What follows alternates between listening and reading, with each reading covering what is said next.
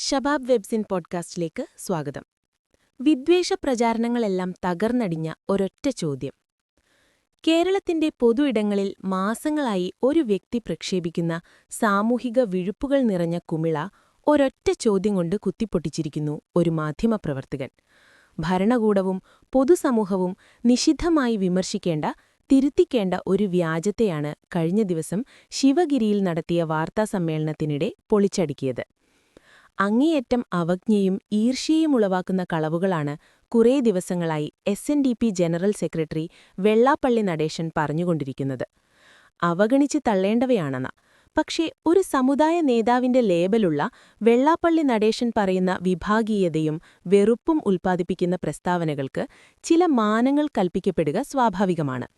ഉത്തരവാദപ്പെട്ട സ്ഥാനത്തിരിക്കുന്നൊരാൾ നിരന്തരം നിരുത്തരവാദ പ്രസ്താവനകൾ നടത്തുമ്പോൾ അവയെ ആരും എതിർക്കുന്നില്ലെന്നത്, അതിലൊരു സത്യമില്ലേ എന്ന് ഈഴവ വിഭാഗങ്ങളുൾപ്പെടെ സാമാന്യജനത്തിന് തോന്നലുണ്ടാക്കുക സ്വാഭാവികമാണ്. അതുകൊണ്ട് ഇത്തരം വ്യാജ പ്രചാരണങ്ങളെ എതിർക്കേണ്ട ബാധ്യത ഭരണകൂടത്തിനും രാഷ്ട്രീയ നേതൃത്വത്തിനുമുണ്ട്.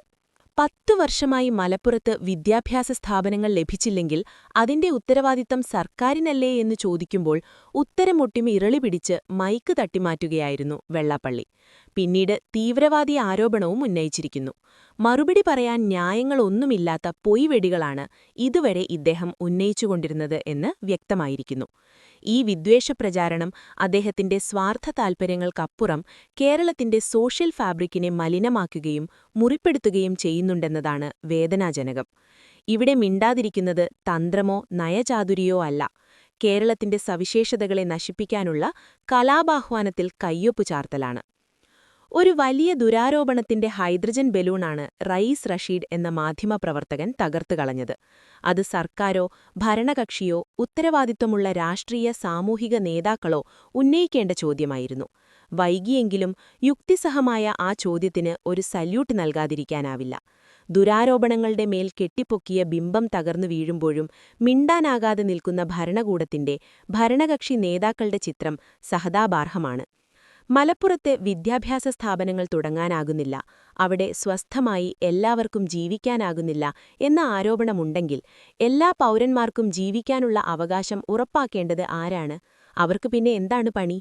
മലപ്പുറത്ത് കോളേജും സ്കൂളും അനുവദിക്കാൻ SNDPയുടെ അപേക്ഷ ലഭിച്ചിരുന്നോ എന്ന ചോദ്യത്തിന് പരിശോധിച്ചേ പറയാനാകൂ എന്ന മുഖ്യമന്ത്രിയുടെ നിസ്സംഗമായ മറുപടി പോലും ഈ സാമൂഹിക പ്രശ്നത്തിൽ നിന്ന് നിർലജ്ജമൊഴിഞ്ഞുമാറാനുള്ള നീക്കങ്ങളുടെ തുടർച്ചയാണ്.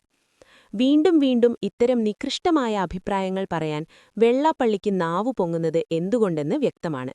രണ്ട് സമുദായങ്ങൾ തമ്മിൽ അകലമുണ്ടാക്കാനുള്ള ദുരൂഹ നീക്കങ്ങളെ എതിർക്കേണ്ട ഉത്തരവാദിത്വം സർക്കാരിനും പൊതുസമൂഹത്തിനും, വിശേഷിച്ച് ശ്രീനാരായണീയർക്കുമുണ്ട്. SNDP ജനറൽ സെക്രട്ടറി എന്ന ബലത്തിലാണ് നടേശൻ മലിനസമാനമായ പ്രസ്താവനകൾ പുറത്തുവിടുന്നത്.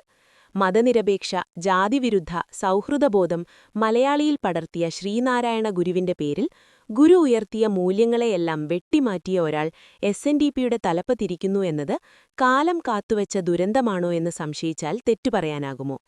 ശ്രീനാരായണ സംഘം രൂപീകരണ കാലത്തും അതിനുശേഷം വിദ്യാഭ്യാസ സ്ഥാപനങ്ങൾ ആരംഭിച്ച ഘട്ടത്തിലും SNDPയും മുസ്ലിം സമുദായവുമായി നിലനിന്ന ഊഷ്മള ബന്ധത്തിന്റെയും പരസ്പര സഹകരണത്തിന്റെയും ഏടുകൾ ആരും വിസ്മരിച്ചുകൂടാത്തതാണ്.